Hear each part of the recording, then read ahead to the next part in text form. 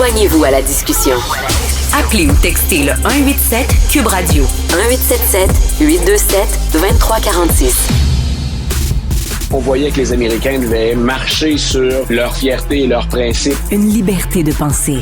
Mais il le fait d'une façon particulièrement grossière et maladroite. Une force internationale. Et même, on va plus loin. Luc La Liberté. Mesdames et messieurs, vous avez devant vous un homme profondément torturé. Cet homme qui me regarde avec des lunettes, qui est un patriote quand même canadien et québécois, il veut notre bien à nous, critique de Donald Trump, mais passionné de football. Que fera-t-il ce week-end? Est-ce qu'il va boycotter le Super Bowl? Alors, il monte son ballon, Wilson. Voilà. Écoute, c'est pas n'importe lequel, Wilson. C'est la version officielle de la NFL. C'est le ballon avec lequel les enfants et moi on joue, mes neveux et nièces depuis longtemps. Donc, Est-ce que c'est le ballon que Tom Brady dégonflait un peu pour pouvoir mieux le lancer? C'est celui-là, là? Okay. C'est mon secret. Personne dans la famille ne sait que je gagne parce qu'ils sont à la pression, ces ballons-là, que j'ai choisis. Donc, tu viens de vendre la mèche, là, Non, je serai devant mon écran, en famille, à regarder le match en fin de semaine. Et écoute, un match important parce que pour la première fois, un président qui est en fonction va être présent au Super Bowl. Là, c'est ce qu'on annonce. Ouais. Est-ce que tu es torturé? Je dis ça en riant, mais en même temps, il y a des gens qui disent je vais boycotter le Super Bowl. Plus tard dans l'émission, je vais parler à un propriétaire de brasserie qui ne diffusera pas finalement le Super Bowl dans son établissement. Et d'autant plus que justement, Trump sera présent. Toi, finalement, entre le gars qui n'aime pas beaucoup Trump et qui a les intérêts du Québec et du Canada à cœur, mais le passionné de football, c'est ce dernier qui a vaincu, finalement. Oui et non. En fait, c'est ma réflexion, c'est qu'est-ce qu'on cible dans notre résistance ou dans notre façon de répliquer aux Américains, en fait, au président américain, mais qui parle au nom des Américains. Il a été élu démocratiquement. Donc, qu'est-ce qu'on prend? Qu'est-ce qu'on laisse? Est-ce que je suis toujours sur Netflix? Est-ce que je fais toujours affaire avec Amazon? Amazon, qui à Québec a fermé des entrepôts, qui a procédé à des licenciements, à des mises à pied. Dans les choses que j'ai gardées au-delà de ça, donc il y a le match de football de la fin de semaine. Mais je suis ça de très près. Puis écoute, anecdote comme ça, parce que j'avais mon ballon de football entre les mains et je débute chacune de mes sessions avec mes étudiants dans le cours qui s'appelle Actualité et Histoire américaine. Je commence ce cours-là pour leur expliquer ce que sont les États-Unis avec un ballon de football. Et habituellement, comme le cours débute en janvier, je leur dis, écoutez, il y a plusieurs amateurs de football, on va se faire un pari entre nous. C'est moi contre vous. Vous choisissez votre équipe, je prends l'autre, puis on verra ce qu'on impose aux perdants ensuite. Et cette année, pour la première fois, donnée historique à mon échelle de l'histoire, j'ai un groupe qui a dit non, Luc, on ne veut pas faire le pari parce qu'on boycotte le Super Bowl. Et dans l'autre groupe, ils ont dit, on va de l'avant, on est bien conscient de ce qu'on fait. Là, on venait tout juste de discuter des tarifs. Et ils ont dit, on fait le pari. Donc cette année, écoute, je me suis plié à la volonté populaire. Dans un groupe, je fais pas de pari sur le Super Bowl et dans l'autre, j'en fais un. Écoute, t'es un vrai démocrate avec un petit D, là, pas un démocrate, le parti. Luc, tu sais, je parlais avec Marc Defoy, mon collègue du Journal de Montréal, qui est chroniqueur sportif et qui dit, oui, il faut rester assis pendant l'hymne américain, même huer, pourquoi pas, et tout ça. Et moi, je me disais deux choses, Luc. Premièrement, l'hymne national américain ne représente pas le président des États-Unis, ça représente un pays au complet, puis le pays va exister avant Trump et va continuer d'exister après Trump. Deuxième chose, on ne sait pas si les hockeyeurs ou là, les joueurs de football sur le terrain sont pro-Trump ou anti-Trump. On ne sait pas. Est-ce qu'on ne devrait pas, dans des manifestations sportives, laisser la politique au vestiaire? C'est toujours difficile de bien répondre à ça, mais retenons surtout que le sport, ça a toujours été politique. Qu'on aime ça ou pas, il y a une donnée politique au sport. Il y a l'Encyclopédie populaire du sport, qui est un ouvrage que j'aime bien, qui est américain, mais qui relate finalement plein d'événements qui nous montrent qu'il y a toujours une partie ou une part politique. Puis en même temps, moi, je trouve que le débat actuel permet de dépoussiérer d'autres débats qu'on avait un peu enterrés ou mis de côté au nom de la tradition. Moi, je suis de ceux qui croient que dans le sport professionnel, l'hymne national, tout simplement, on devrait mettre ça de côté. C'est bien personnel. Oui. Moi, je me dis, l'hymne national, ça va pour les Olympiques. On se présente carrément sous un drapeau, on se présente pour un pays, et là, ben, ça va de soi dans ma tête ou dans ma logique, bien personnel, c'est très subjectif, qu'on interprète les hymnes nationaux.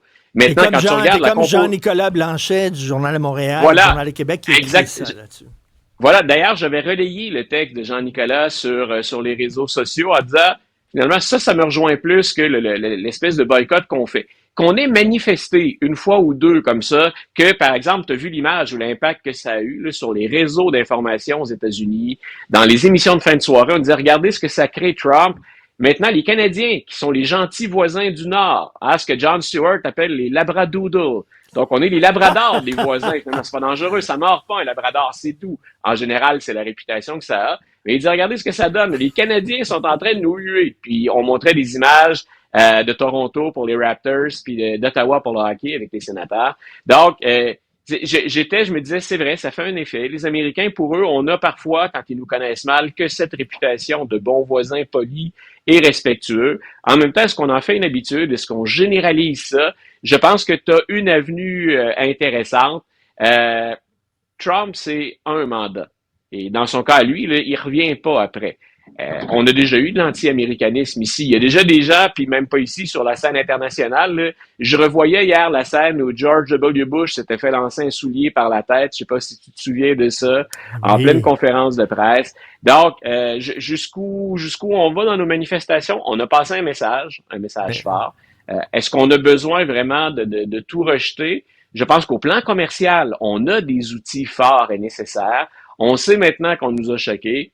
Jusqu'où on porte l'exercice après, en considérant que on peut pas rompre tous les liens avec les États-Unis non plus du jour au lendemain, à moins que ça n'aille beaucoup plus loin que ce que Trump a fait comme, en partie, chaud de boucan. On me pardonnera l'expression plus vulgaire un tantinet, mais voilà. Donc, j'en suis là un peu dans mes réflexions. On a une réaction émotive, on a une réaction logique, stratégique, mais il faut se garder un peu de perspective et essayer de voir, justement, en football, le long game. Il faut essayer de voir un petit peu plus loin que le débat actuel à chaud. On s'est déjà parlé de la signification presque politique du football. Là, tu nous expliquais que c'est la conquête du territoire. C'est vraiment ça. Et ça va avec la conquête de l'Ouest, la conquête de la Lune, etc. Ça a toujours été l'élan vital des Américains. Et là, écoute, on dirait qu'il reprend ça.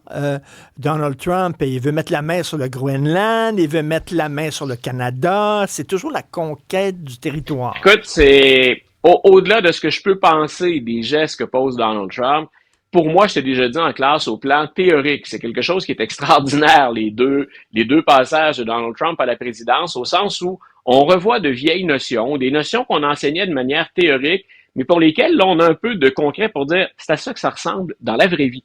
Et quand tu évoques le football et que tu évoques la conquête territoriale, entre autres, moi, ça m'a permis, la semaine dernière, de revenir enseigner l'isolationnisme, ce qu'on appelle la doctrine de Monroe.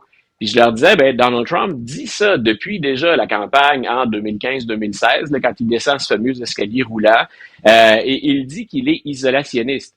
Faut savoir ce que ça veut dire pour un Américain, l'isolationnisme. Et l'isolationnisme, oui, c'est au moment où les colonies espagnoles au 19e siècle disent on obtient notre indépendance. Les Américains lancent cette fameuse phrase-là, on va se faire les protecteurs des indépendances en Amérique latine, ou dite latine, mais on n'interviendra pas en Europe. Mais ce qu'on dit, c'est le slogan « l'Amérique aux Américains ». Et c'est pas l'Amérique au sens États-Unis, c'est le continent américain. Puis je leur dis, regardez, à partir du 20e siècle, ce qu'on a fait sous Theodore Roosevelt, entre autres, c'est qu'on s'est gardé le droit d'intervenir. C'est ce qu'on appelait la Big Stick Policy, la politique du gros bâton. Parler doucement, mais porter un gros bâton. Mais on se gardait finalement, pour stabiliser certains pays d'Amérique, on se gardait le droit d'intervenir militairement. L'isolationnisme en 2025, ça peut être ça aussi. On n'intervient pas dans les affaires politiques de l'Europe, mais c'est fort probable qu'on puisse avoir des visées sur un élargissement de l'influence, peut-être même pas territorial, économique, ça suffirait peut-être, mais un élargissement, si on veut, de l'expansionnisme américain. Et quand on regarde ses désirs ou ses allusions à des conquêtes, Groenland, Canada, Panama, Mexique, On est pas mal en Amérique. Je trouve que c'est pas mal l'Amérique aux Américains. Donc, tu vois, ça nous permet de prendre des données théoriques puis de dire, ça peut prendre cette forme-là si on se souvient bien du sens des termes. Et en terminant rapidement, je voulais parler de ça avec toi, parce qu'on dit tout le temps, il a l'air d'improviser Donald Trump, puis de ne pas aviser son équipe autour de lui, puis il parle, puis à un moment donné, ça il pop dans la tête une idée, puis pouf, ça sort de sa bouche. Tu as certainement vu le regard que lui a jeté sa chef de cabinet. Quand il a dit qu'il voulait transformer la bande de Gaza en Riviera, je ne sais pas, Jean-Philippe, si tu peux retrouver le regard de sa chef du cabinet qui le regardait en disant « What the fuck is that? » Vraiment. Voilà, « What the fuck? » Donc, c'est effectivement, je pense qu'il y a sincèrement derrière ça, c'est pas improvisé totalement. C'est qu'à un moment donné, il prend quelque chose, en fait, il lance un tas de choses, puis il fout ça à bout de bras. Voilà. Écoute, c'est incroyable. Il prend un tas de choses, il lance ça à gauche et à droite. Excuse-moi, ça c'est comme tu vas manger chez ta belle-mère pour la première fois, là, puis je sais pas, tu fais une gaffe épouvantable, puis elle te regarde de même, là, tu sais. Ben, c'est exactement le regard qu'a fait ma belle-mère quand elle m'a entendu rire la première fois. C'est un rire particulier. Donc, je me disais, est-ce que je vais revenir? Est-ce que j'aurai droit à un deuxième repas où je joue mon va-tout maintenant? Exactement. Donc, ce que j'allais dire, donc, c'est que Trump, c'est littéralement une stratégie. On a déjà entendu Steve Bannon dire exactement qu'on devait faire ce que Trump fait présentement. On lance des trucs partout, que ce soit vrai, que ce soit faux, on s'en fout. Tout le monde va aller chercher, on va se perdre là-dedans, on désorganise la résistance, puis pendant ce temps-là, on passe à l'acte. Et passer à l'acte maintenant, ben regarde la machine américaine. De ça, on en a discuté, je pense, hier ou en début de semaine.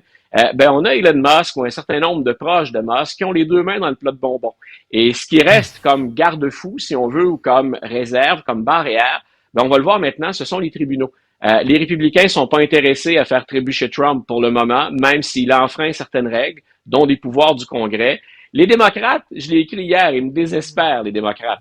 On n'a comme pas encore assumé le choc de la défaite. Ils sont partis prendre leur Beauvril, là, les démocrates. Ah, écoute, si on trouvait que c'était Sleepy Joe, on est maintenant Sleepy Demo. Là, on est vraiment endormi ou engourdi de ce côté-là. Donc, il reste les tribunaux. Mais ce sur quoi on ramène l'attention maintenant, c'est ce qui se passe au sein de l'État, au sein de l'administration américaine. Et c'est là où ça se joue. Écoute, je termine là-dessus. Je viens de tomber sur une caricature qui disait « Ah mon Dieu, mais on s'inquiétait tellement de donner ou de confier aux États-Unis nos données personnelles à TikTok. Et là, on les donne à Elon, puis personne ne réagit. » Donc, je pense qu'on met le doigt sur un élément qui est important dans ceci. Ah non, écoute, c'est assez incroyable. On se reparle demain. Merci beaucoup, Luc. Bonne soirée. Bye, Richard. Salut.